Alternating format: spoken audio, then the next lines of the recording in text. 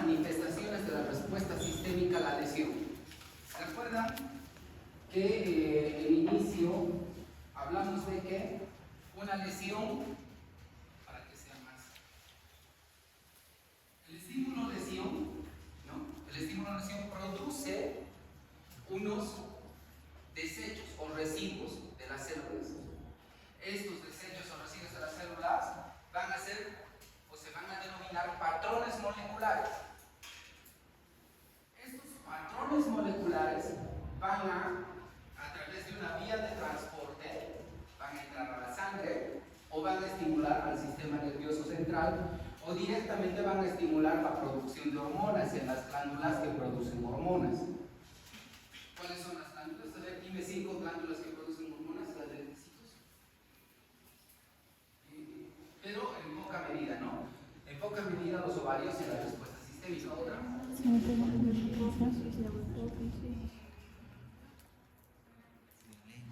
Las suprarrenales, ¿sí? Con glucocorticoides y mineralocorticoides, ¿qué más?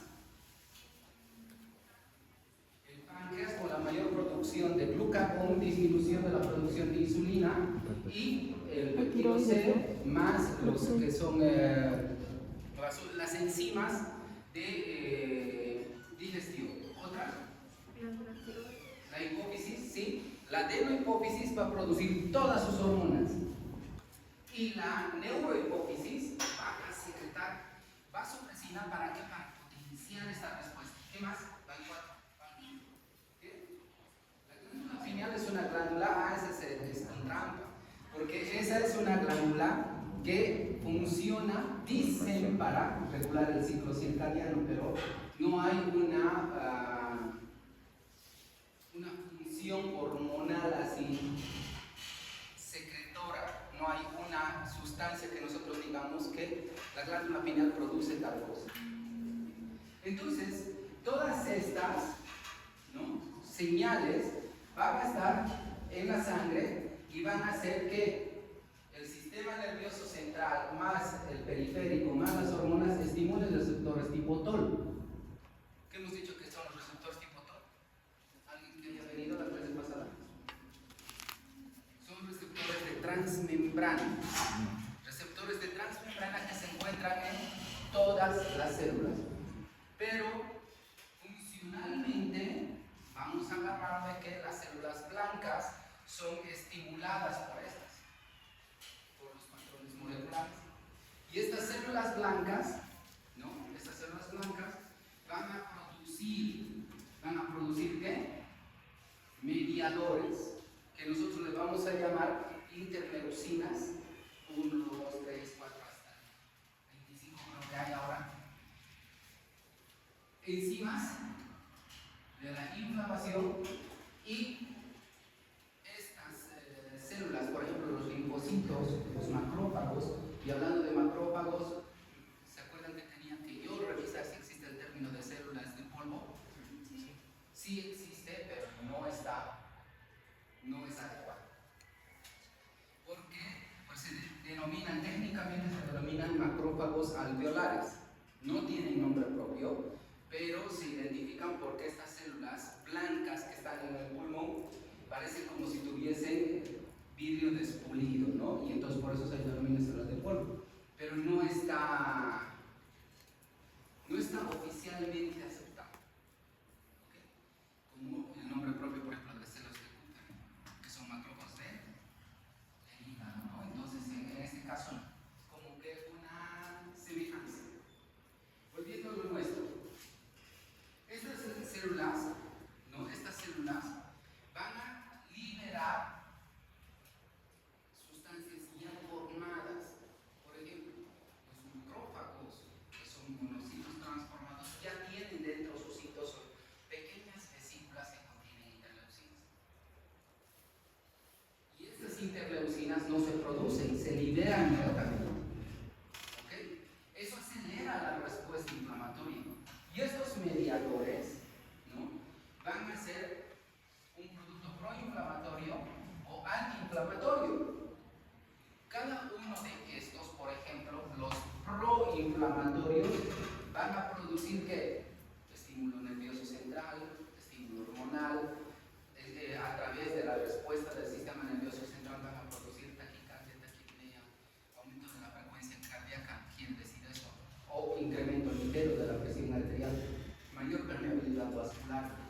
en la médula ósea van a estimular a que se forme mayor cantidad de glóbulos blancos, mayor cantidad de plaquetas. ¿Okay? O un patrón antiinflamatorio. ¿Qué entienden por patrón antiinflamatorio? ¿Qué entiendes? El de cuadritos. Yo. Sí.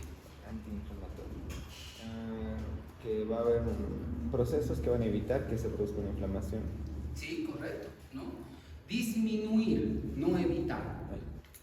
Porque una vez que se produce la lesión, estos interleucina 10, interleucina 12, que son los que van a agarrar y le van a poner freno a los leucocitos.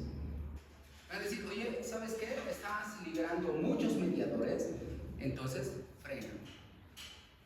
Le van a decir al cerebro, oye, estás haciendo que el corazón lata muy rápido. Entonces le van a poner los frenos. Entonces, ¿qué son los patrones antiinflamatorios?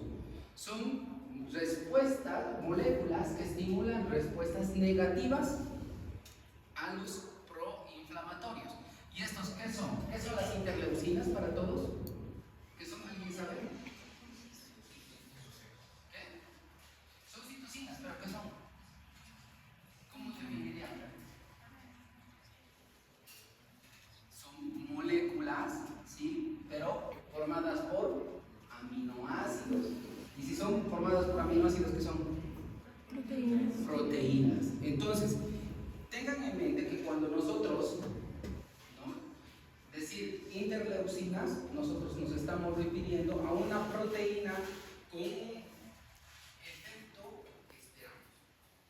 Y los que son científicos han estudiado y han dicho, aquí hay más de 12 interleucinas, pero la interleucina 1, ¿qué hace? Promueve la inflamación. Y ustedes ya saben, después de esta clase, que la inflamación que había sido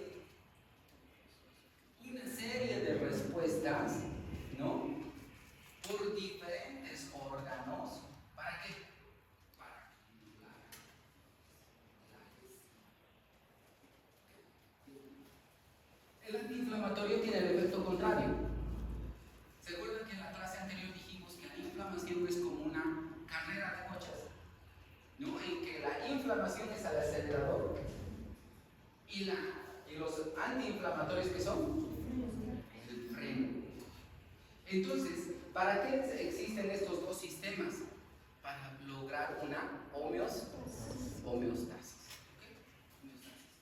Y el control de la lesión puede existir después de esta homeostasis entre los dos. Y si uno de estos se suelta, ¿qué pasa si se rompen los frenos? El auto se estrella, ¿no? Y si a pesar de que hay frenos suficientes, el acelerador no se suelta y está presionado, también va a existir un caos. Y entonces, cualquier desequilibrio que exista en estos patrones va a llevar al sujeto a la muerte. Uno de los desequilibrios más frecuentes, ¿se acuerdan cuando vimos el ejemplo de la moto? ¿No? De este muchacho que está manejando moto y se estampa y se embarra en la calle. Entonces, ese individuo, por la gravedad de sus lesiones, pónganse que son muchas, 10 costillas fracturadas, fracturas de pelvis, los 2 fémur rotos, trauma craneoencefálico severo, lesiones de víscera maciza y hueca. Sus lesiones son tan grandes que el mismo proceso inflamatorio va a hacer de que él tenga una falla multiorgánica. Entonces, eso como resumen de la clase pasada. Entonces, ¿cómo se manifiesta esta respuesta? Eso era para que todos entiendan lo que vamos a hablar ahora. Fiebre. ¿Por qué se produce la fiebre? ¿Cuál es el mecanismo de la fiebre? En el intestino se llama. Ese es el estímulo, bien. Pero, ¿y la fiebre? ¿Qué es la fiebre?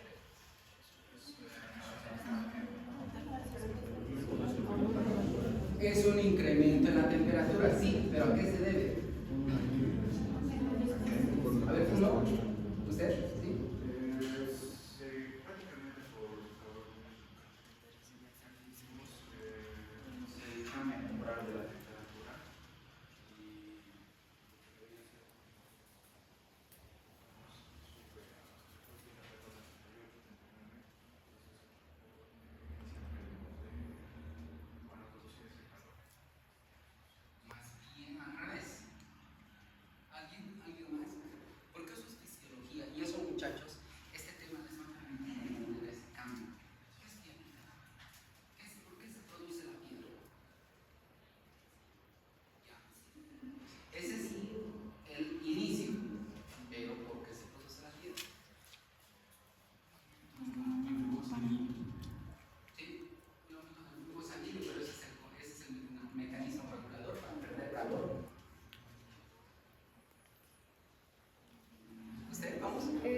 entendido que la fiebre es un proceso más que todo sobre defensa, ¿no? Porque es activada por en este caso quirófano exógeno.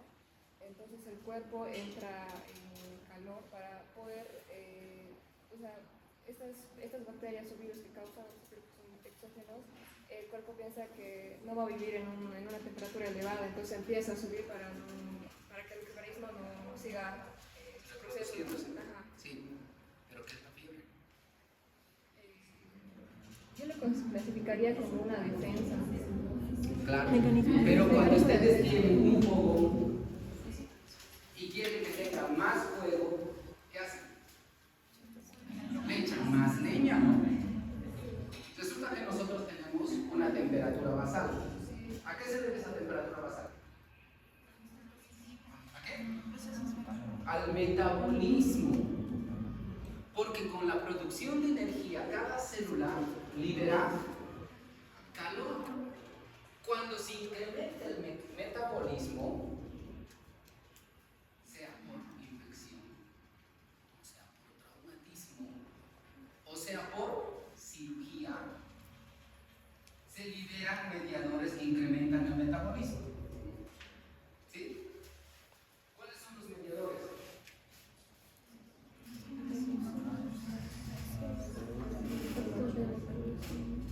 Falta el alfa, ¿no? Falta el alfa, que son los tres que incrementan ¿qué? El metabolismo. ¿Y por qué se incrementa el metabolismo? Porque el cuerpo necesita defenderse ante esa agresión. Y entonces ahora queda claro para usted que la fiebre es un incremento de la temperatura, así que se debe a un incremento del metabolismo, el metabolismo celular, secundario a otro estímulo. ¿Cuál es el estímulo? Las interleucinas 1 y 6 y el factor de necrosis tumoral alfa. Entonces ahora sí queda claro, ¿no? ¿Cuál es el objetivo de incrementar la temperatura en procesos sépticos, en procesos por virus y bacterias? El disminuir la capacidad de la bacteria a que se vaya reproduciendo, o los virus, eso dice, ¿no? La teoría. Bien, esa es la respuesta. La taquicardia, con la taquicardia sucede lo mismo. ¿Okay? Estos mediadores estimulan los centros de control en el sistema nervioso central y estimulan el sistema simpático. Y entonces el sistema simpático, ¿qué hace? ¿Qué haría? Taquicardia. Taquipnea, lo mismo. Y entonces, para cada uno de estos signos que estamos estudiando, existe un estímulo. Y el estímulo es secundario a una lesión. Y esta lesión puede ser por trauma o por sangrado. ¿Okay? Entonces ya queda claro, creo, la idea. Cuando la lesión es mucha, existe disfunción orgánica. ¿Y qué tiene eso? Esa imagen ya la han visto en la clase pasada. En verde es la frecuencia cardíaca. ¿Cómo está esa frecuencia cardíaca? El de lentecitos, sí. Taquicardia, ¿no? ¿Cuánto es lo normal? De 60 a 100. Está con 136. Muy taquicárdico. ¿Cómo está la presión? 61-43. 61 de sistólica y 43 de diastólica. Con una presión media de 49. ¿Cómo está? Este está hipotenso, y como está por debajo de 60, está en shock. Está en shock.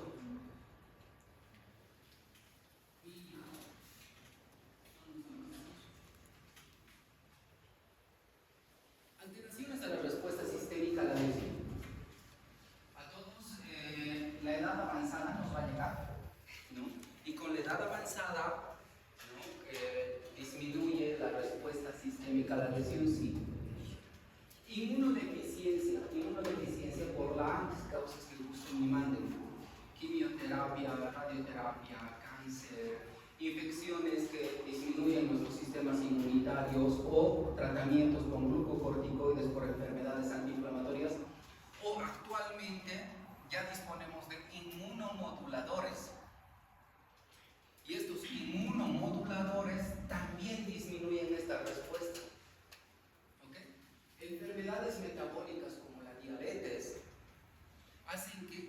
paciente no tenga una respuesta adecuada a la lesión.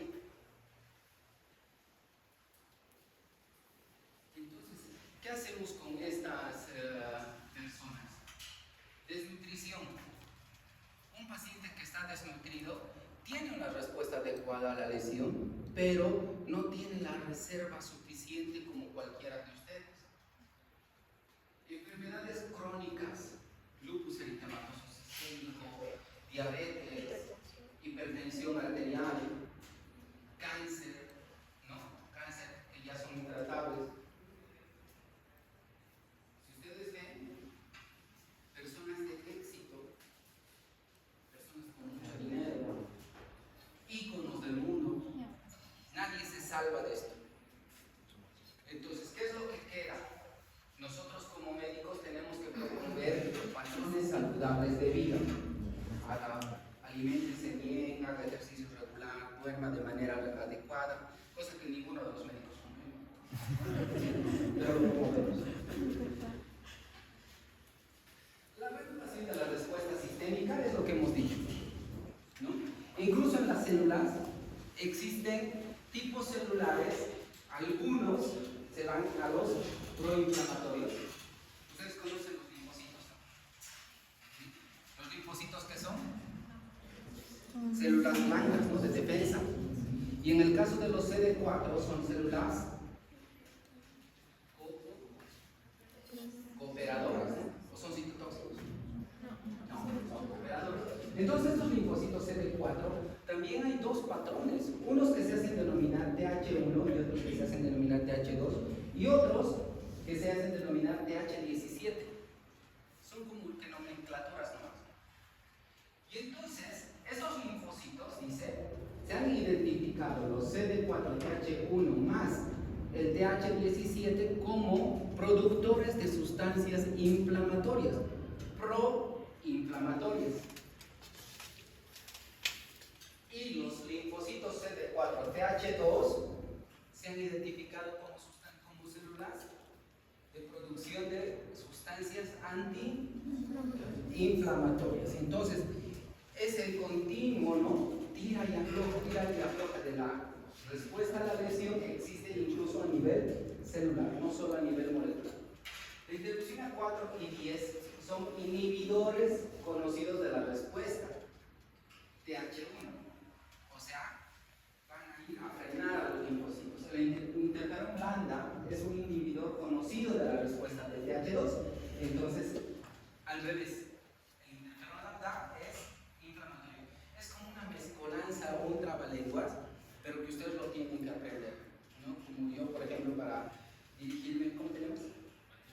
A Matías, tengo que aprenderme su nombre.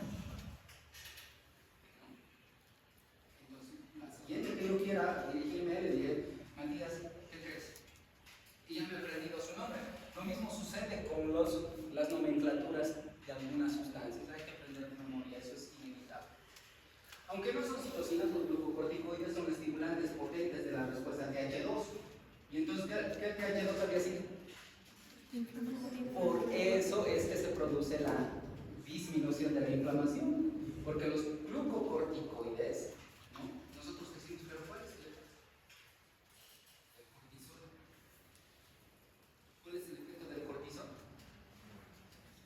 disminuir la respuesta inflamatoria, ¿no? Pero ¿cómo lo hace? ¿Qué le dice? No, estimula los linfocitos CD4-TH2. ¿Y qué creen que hace este linfocito? Produce interleucinas 4 y 10 que son antiinflamatorias. Y estas interleucinas, ¿qué van a hacer? Van a decir, oye, cerebro calma, ¿no? Y va a disminuir, técnicamente el término es va a disminuir el estímulo en el sistema nervioso central. Va a disminuir el estímulo en el sistema simpático. ¿Ok? Y entonces, el metabolismo también va a disminuir y el paciente ya no va a tener fiebre, va a disminuir su taquicardia y todo eso.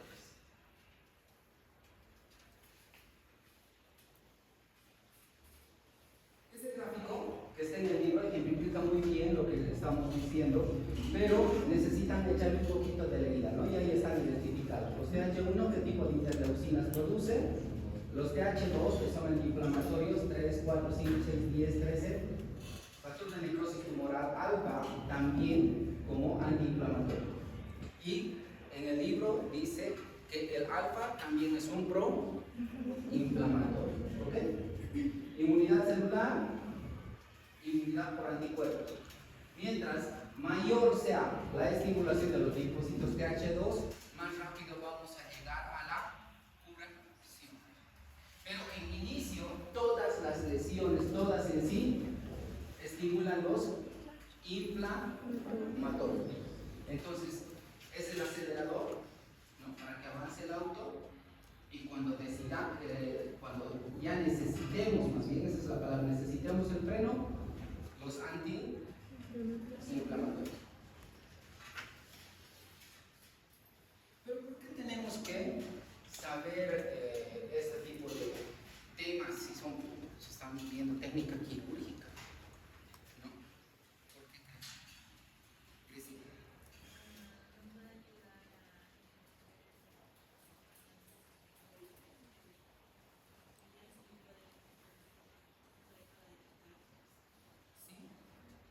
Pero es más, nosotros causamos lesión.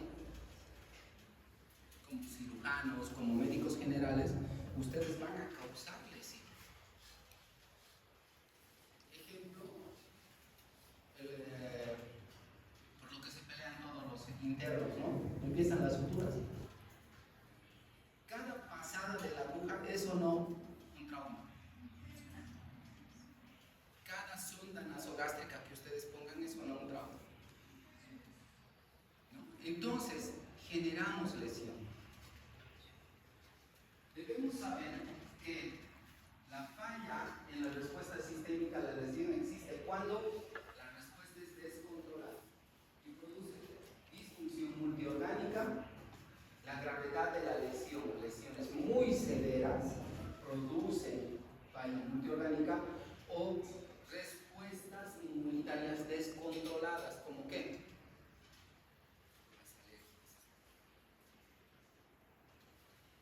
La alergia es una respuesta inmunitaria descontrolada a un estímulo. Cada uno de nosotros tiene diferentes estímulos. A ver, ¿alguien de aquí que sea alérgico a algo? Muy sanos, ¿no? ¿Usted? Yo también. Y entonces, cuando me pica una abeja, yo ya he llegado una vez al hospital. Probablemente ya he recibido como 3, como dice el libro, ¿no? La primera es un estímulo, y un estímulo pequeñito. La segunda es una respuesta mayor. Y la tercera ha sido una respuesta generalizada de mi sistema inmunitario muy eficiente. Al mismo estímulo, cada vez ha respondido más y ha respondido más, al punto que cuando llegué al hospital han tenido que ponerme un corticoides y adrenalina, porque mi presión ha caído mucho y he empezado a tener dificultad para respirar. Entonces, la gravedad de la lesión sí es un factor, pero también la respuesta inmunitaria descontrolada es otro factor. O las comorbilidades, cuando ustedes entiendan que las comorbilidades disminuyen la respuesta inflamatoria en un paciente que está con datos de apendicitis y sea diabético, no esperen encontrar las mismas respuestas que un paciente que no es diabético. ¿Sí? ¿Por qué? Porque en el diabético probablemente no haya taquicardia. ¿Por qué no hay taquicardia? De las interleucinas. ¿Por qué no hay fiebre? Porque las interleucinas no se están produciendo de manera adecuada. Un paciente que recibe corticoides. ¿No? Entonces, ahora sí entienden. ¿No? Es muy bonito. Esta es la magia que los médicos tenemos que entender. Estrategias para el manejo de la respuesta sistémica a la lesión.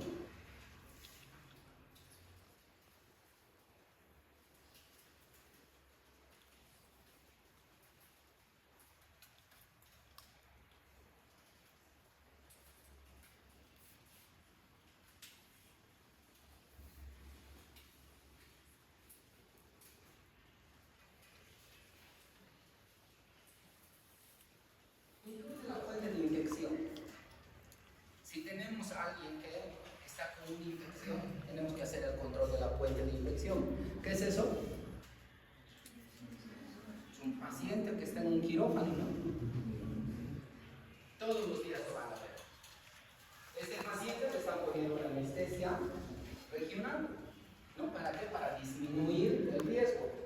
¿Por qué lesión? Esa es se llama gangrena de Fournier. Ese es un absceso severo y se caracteriza, es una infección severa, perdón, se caracteriza por una necrosis del tejido, ¿no?, perianal por múltiples gérmenes. Aquí puede haber E. coli, Klebsiella, Pseudomonas, todos los gérmenes. Generalmente es un paciente diabético.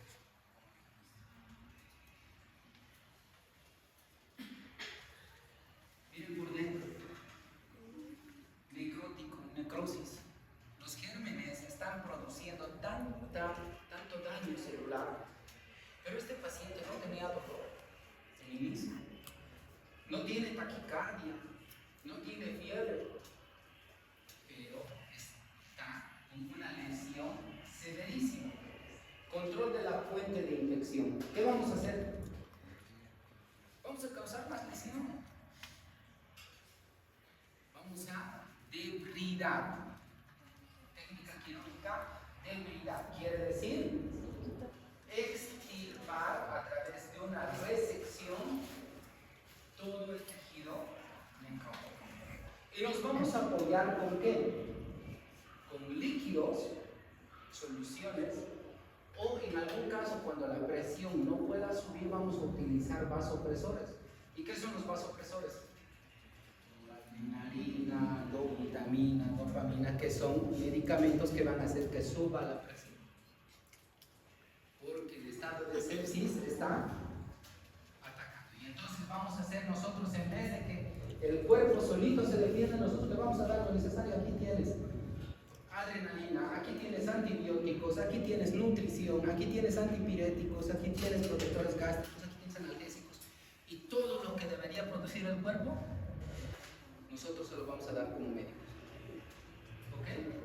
Antibiótico, terapia, control de la glucemia, nutrición. No se olviden que la compañera dijo a qué se debía la fiebre. A un incremento del metabolismo, ¿no? Y el incremento del metabolismo es gratis, ¿no? ¿Sí? ¿Cuánto cuesta? Energía. ¿Y de dónde sale? De las reservas. ¿Y las reservas qué hacen? Si no le damos de comer, se gastan. Y esta mañana, Maribel, les dije, ¿no? Un ejemplo. Yo los pongo a correr a toditos 2 horas. ¿Alguien aguanta? ¿Alguien hace deporte aquí? ¿Atletas de fondo? ¿Llega a 21 kilómetros? Nunca lo ha hecho, pero tal vez quizás sí, ¿no? 2 horas de estar corriendo en un estado saludable consume muchísimas kilocalorías. Se dice que 30 minutos consumen 500, ¿no? Pero a una velocidad intensa. 2 horas son 2000 kilocalorías en 2 horas. Es lo que comemos en todo el día y se ha gastado en 2 horas. Ahora imagínense este paciente que está con una infección tan severa, que está con un hipermetabolismo y que nosotros no le demos de comer. Entonces la nutrición en nuestra época se ha convertido en un pilar fundamental de tratamiento. Cambio con una década atrás. Hace una década los cirujanos decían, no, ayuno. ¿Por qué? Me ha mirado feo, ayuno. Tiene que hacerse una colecistectomía, ayuno. Tienen que hacer endoscopía, ayuno. Ah, es niño, 10 horas de ayuno. No tiene 4 horas de ayuno, se suspende la cirugía. Y entonces en nuestra época se ha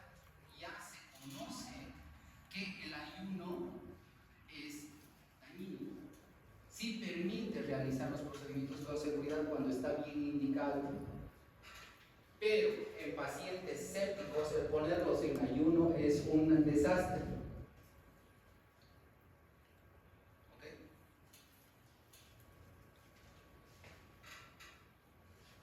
Apoyo metabólico. El apoyo metabólico es aumentar el estímulo a todo lo que hemos venido hablando.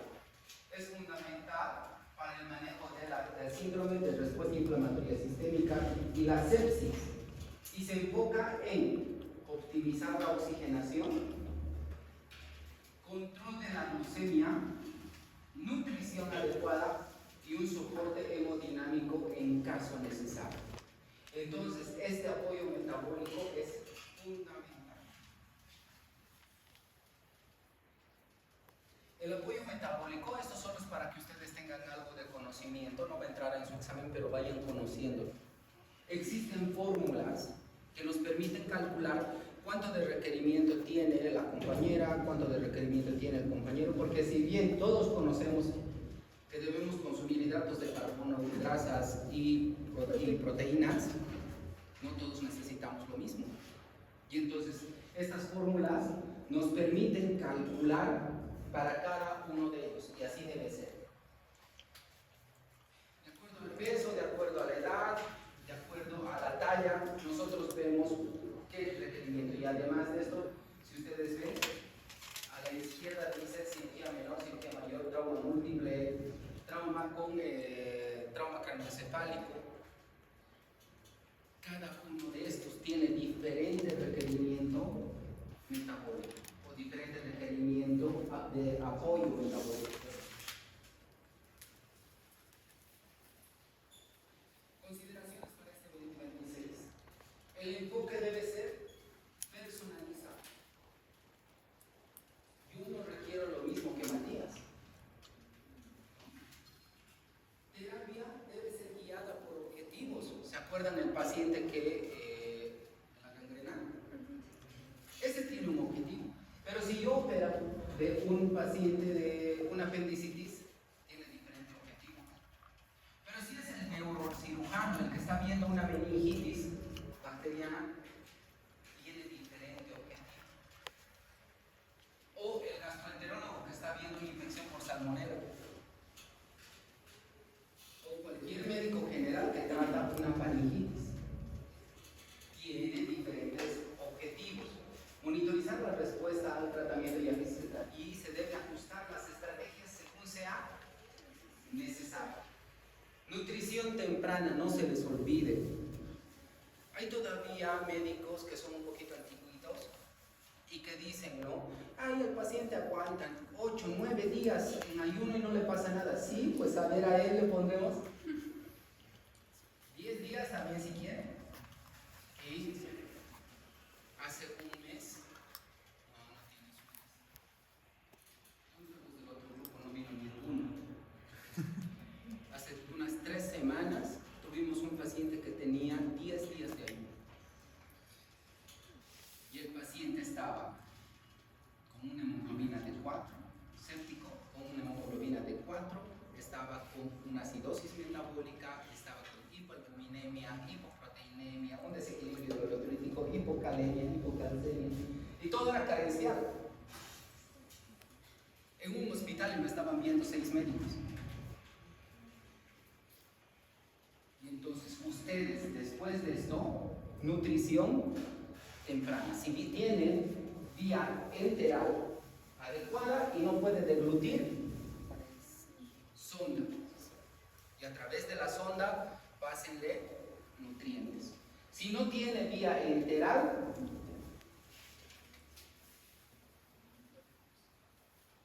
nutrición parenteral, directo a la vena. ¿Por qué está en pequeñito este cuadro? Y eso es intencional. Porque si ustedes ven la importancia, el oxígeno es lo más importante. El paciente debe estar bien oxigenado. El segundo pilar es la nutrición. Pero la nutrición se prefiere, siempre se prefiere la vía enteral. Si puede deglutir, excelente. Pero si no puede, por alguna razón médica, a través de una sonda. Cuando todo esto no se puede, recién la parenteral. manera precoz. Manejo del síndrome de disfunción orgánica múltiple, estrategias multidisciplinarias para mejorar la perfusión y la función de los órganos. No hay que esperar hasta que el hígado esté fallando, sacando las reservas de todo nuestro cuerpo para producir energía. Entonces es importante cuidar la función. Porque si nosotros tenemos un paciente que se está desnutriendo en nuestras vistas, no es la gravedad de la enfermedad lo que está matando al paciente. Es nuestra falta de visión como médicos.